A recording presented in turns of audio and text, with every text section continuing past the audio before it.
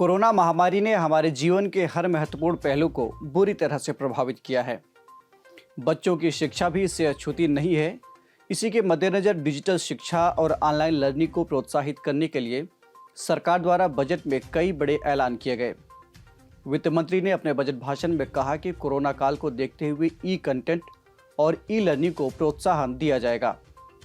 देश में डिजिटल विश्वविद्यालय की स्थापना होगी।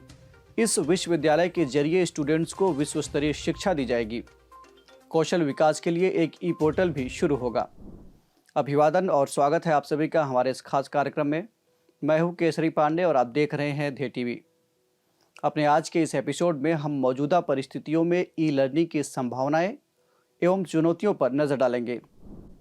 सबसे पहला सवाल कि ई लर्निंग होता क्या है। ई लर्निंग का मतलब इलेक्ट्रॉनिक लर्निंग कहा जा सकता है। बेहद ही आसान भाषा में कहें तो इलेक्ट्रॉनिक डिवाइस और डिजिटल मीडिया के माध्यम से शिक्षा ग्रहण करना ही ई लर्निंग कहलाता है। इसके कई स्वरूप हो सकते हैं, जिसमें वेब आधारित लर्निंग, मोबाइल आधारित लर्निंग, कंप्यूटर आधारित लर्निंग, वर्चुअल क्लासरूम और वेबिनार्स आदि शामिल हैं। इस बार के केंद्रीय बजट में शिक्षा क्षेत्र के लिए 1.04 लाख करोड़ रुपए आवंटित किया गया है, जबकि पिछले साल ये आवंटन 93,224 करोड़ रुपए था। वर्तमान बजट में शिक्षा के डिजिटलीकरण पर काफ़ी जोर दिया गया है और ई लर्निंग को बढ़ावा देने के लिए कई पहल किए गए हैं, जिसमें पीएम ई विद्या का 1 क्लास 1 टीवी चैनल कार्यक्रम, ऑनलाइन वोकेशनल कोर्सेज का बढ़ाया जाना, ई कंटेंट विकसित करना, डिजिटल यूनिवर्सिटीज़ की स्थापना जैसे फैसले शामिल हैं। पीएम ई विद्या के अंतर्गत शिक्षा के लिए टीवी चैनलों की संख्या 12 से बढ़ाकर 200 कर दी जाएगी। इसे सभी राज्य कक्षा 1 से 12 तक के लिए क्षेत्रीय भाषाओं में पूरक शिक्षा प्रदान कर पाएंगे। नए ऑनलाइन वोकेशनल कोर्सेज लाए जाएंगे, जिसमें विज्ञान तथा गणित में 750 वर्चुअल लैब और सिमुलेटेड लर्निंग एनवायरनमेंट के लिए 75 स्किलिंग ई लैब की स्थापना की जाएगी। बेहतर लर्निंग के लिए उच्च गुणवत्ता वाली ई सामग्री विकसित की जाएगी। इसके अलावा डिजिटल यूनिवर्सिटी की स्थापना से देश भर के छात्रों को एजुकेशन एट डोर स्टेप की सुविधा प्रदान की जाएगी। समावेशी शिक्षा के लिए ज़्यादा कोशिश की जाएगी और इसके तहत उन लोगों की सुविधाओं को बढ़ाने पर ध्यान दिया जाएगा जो ई लर्निंग के संसाधनों की कमी के कारण नकारात्मक रूप से प्रभावित हुए हैं। इससे सरकारी स्कूलों में पढ़ने वाले कमजोर वर्गों और ग्रामीण क्षेत्र के छात्रों को लाभ मिलने की उम्मीद है। मौजूदा फैसलों के अलावा भी सरकार ऑनलाइन शिक्षा को बढ़ावा देने के लिए पहले से ही कई कार्यक्रम चला रही है। इनमें ऑपरेशन डिजिटल बोर्ड, शगुन, राष्ट्रीय डिजिटल लाइब्रेरी और शोध गंगा जैसे पहल शामिल हैं।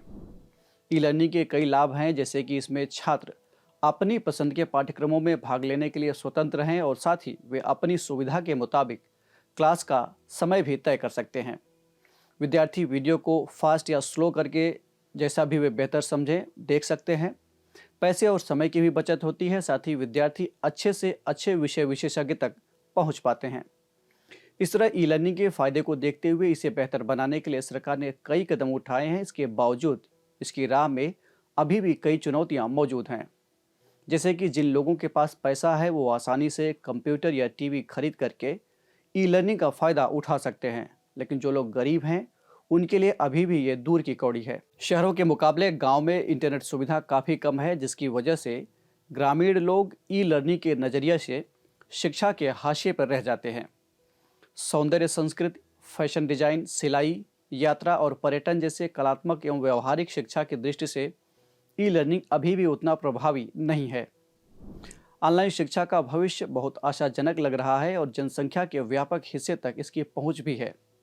कुल मिलाकर मौजूदा परिस्थितियों को देखते हुए ये कहा जा सकता है कि अब समय आ गया है कि सरकार ई लर्निंग के जरिए वर्तमान आवश्यकता को पूरा करने और महामारी से उत्पन्न शिक्षा अंतर को पाटने के लिए सार्वजनिक संस्थानों को मजबूत करने के लिए बड़े कदम उठाए।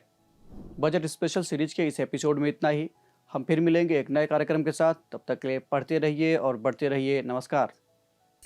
यूपीपीसीएस क्रैक करने का जबरदस्त टूल धे आईएएस का कॉम्प्रिहेंसिव एक्सप्रेस टेस्ट सिर्फ 100 रुपए में, और साथ ही पाएं सब्जेक्ट वाइज आकलन, काउंसलिंग सेशन और एकेडमिक सपोर्ट। अपील करने के लिए नीचे डिस्क्रिप्शन बॉक्स में दिए गए लिंक पर क्लिक करें या धे आईएएस ऑनलाइन ऐप को डाउनलोड करें।